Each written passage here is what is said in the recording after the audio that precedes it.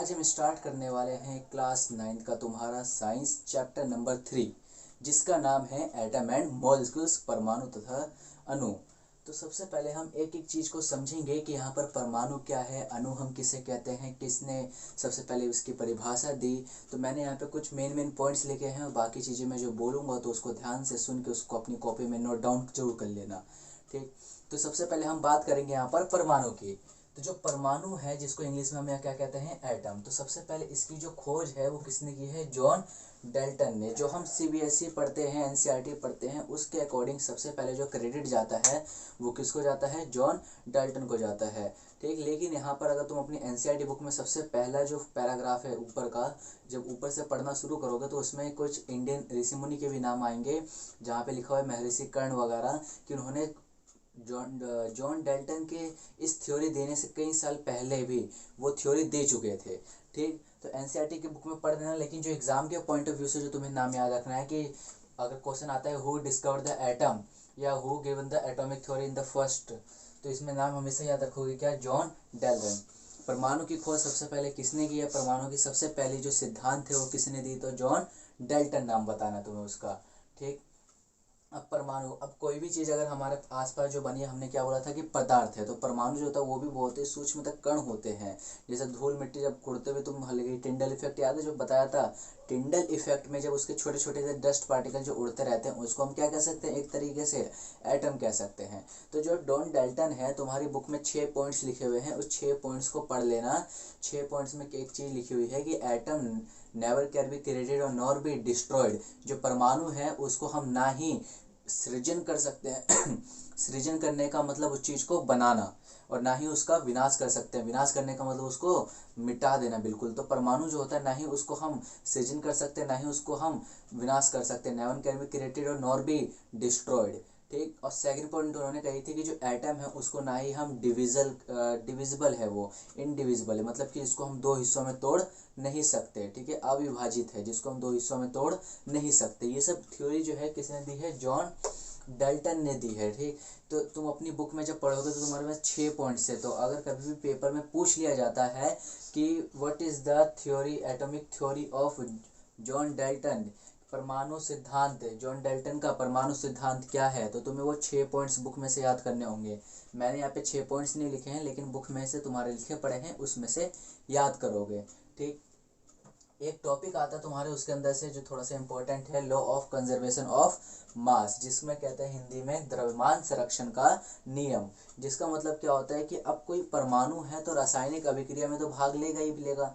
तो कोई भी जब परमाणु रासायनिक अभिक्रिया के अंदर भाग लेता है तो उसका द्रव्यमान का ना ही सृजन होता है, ना ही विनाश होता है। जैसे कि हमने एटम का पढ़ा था ना अभी, कि एटम नेवर बी क्रिएटेड और नॉर बी डिस्ट्रॉयड, कि जो परमाणु है उसको ना ही सृजन किया जा सकता है, ना ही विनाश किया जा सकता है। ठीक वैसे ही law of conservation of mass के अंदर है, द्रव्यमान को हम ना ही बना सकते हैं, ना ही मिटा सकते हैं। जितना पहले था उतना ही अब है। उसका एग्जांपल मैंने यहाँ पे नीचे दे रखा है।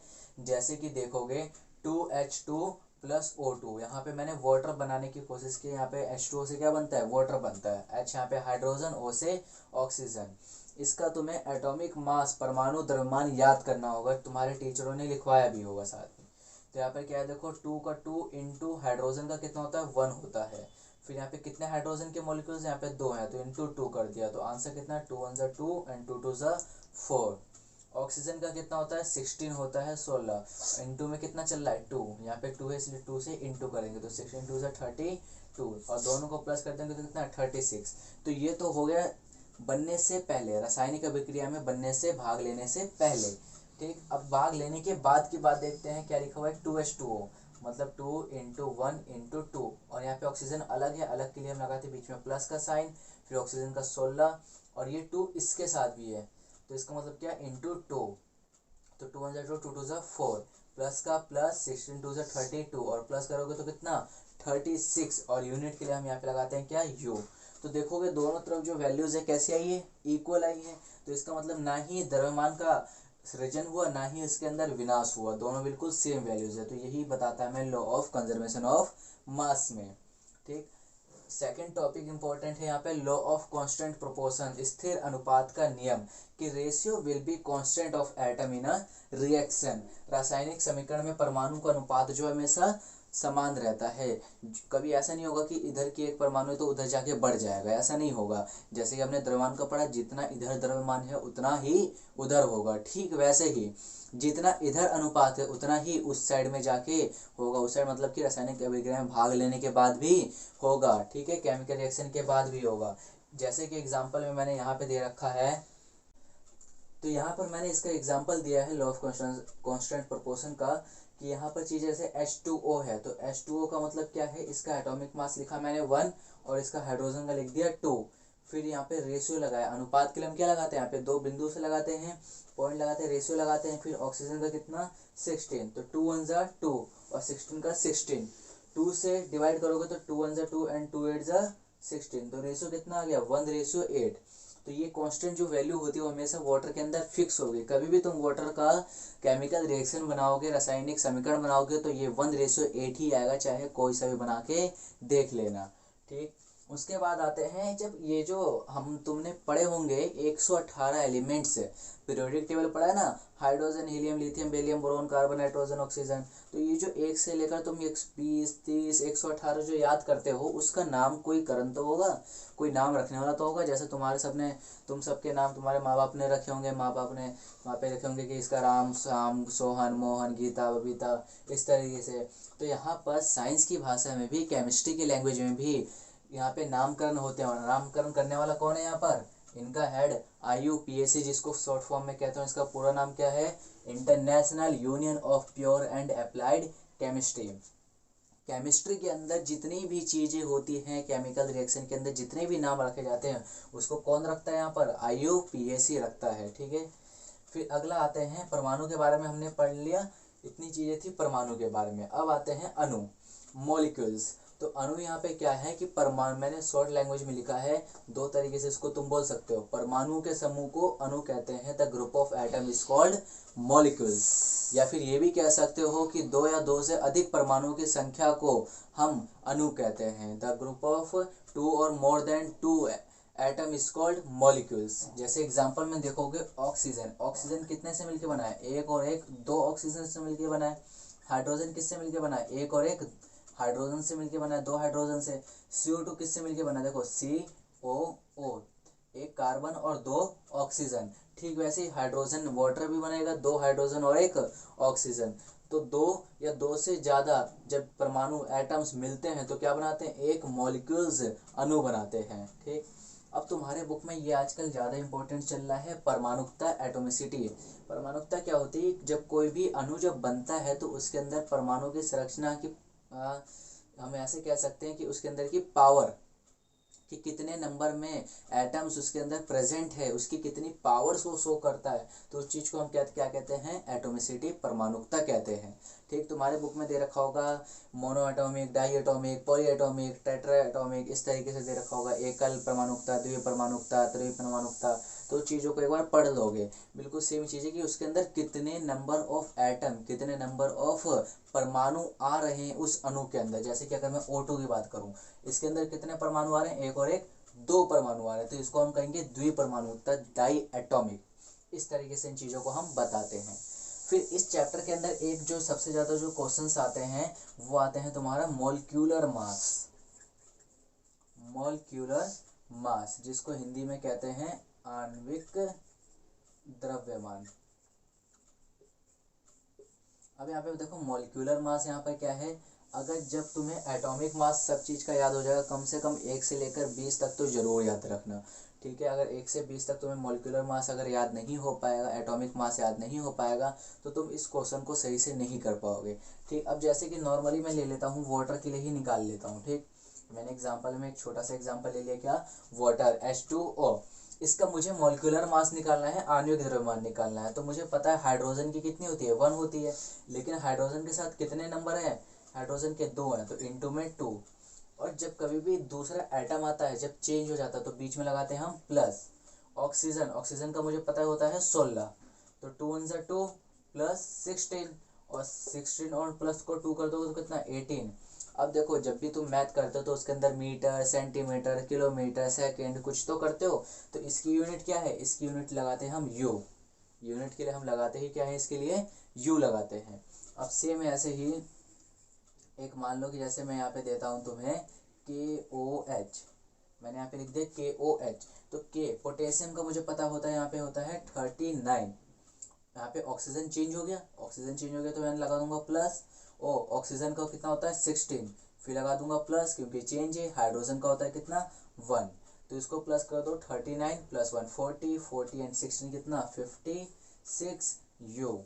तो इस तरीके से तुम्हें निकालना होता है मॉलिक्यूलर मास। तो तुम्हारे कुछ होमवर्क्स हैं, इसको यहाँ पे करोगे, जैसे CH3COOH इसको निकालना, HCl का निकालना, और साथ ही H2SO4। ये 3 तुम्हारे होमवर्क है, तुम इसको करके दिखाओगे मुझे कि इसका आंसर क्या आएगा, ठीक है। कमेंट बॉक्स में कमेंट जरूर करना। हैं यहाँ पर एक नया टॉपिक, या इसका एक नया नेक्स्ट जो मेन इम्पोर्टेंट और है, जिसका नाम है यहाँ पर केमिकल फॉर्मूला। केमिकल फॉर्मूला जिसको हिंदी में कहते हैं रासायनिक सूत्र।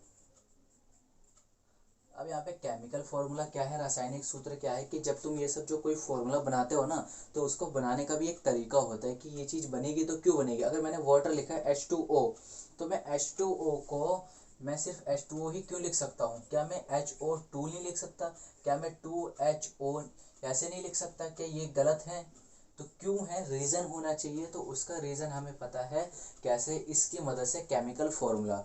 यहाँ पे जो साइंटिस्ट ने इनको कुछ इस तरीके से डिराइव कर रखा है, ठीक है। तो उनको हम देखेंगे फॉर्मूले बनते कैसे हैं। उसके लिए सबसे पहले तुम्हें वैलेंसी आनी चाहिए, संयोजकता निकालनी आनी चाहिए। अगर अभी नहीं आती है चलो कोई बात नहीं, हम नेक्स्ट चैप्टर 4 में समझेंगे उस चीज़ को अच्छे से डिटेल में कैसे निकालते हैं वैलेंसी संयोजकता। जब तक के लिए वो याद कर लोगे, अपने चैप्टर 4 पे जाना बुक के, और उसमें एक बड़ी सी टेबल दे रखी होगी, उसके अंदर लास्ट में होगी संयोजकता, तो उसको याद कर लेना।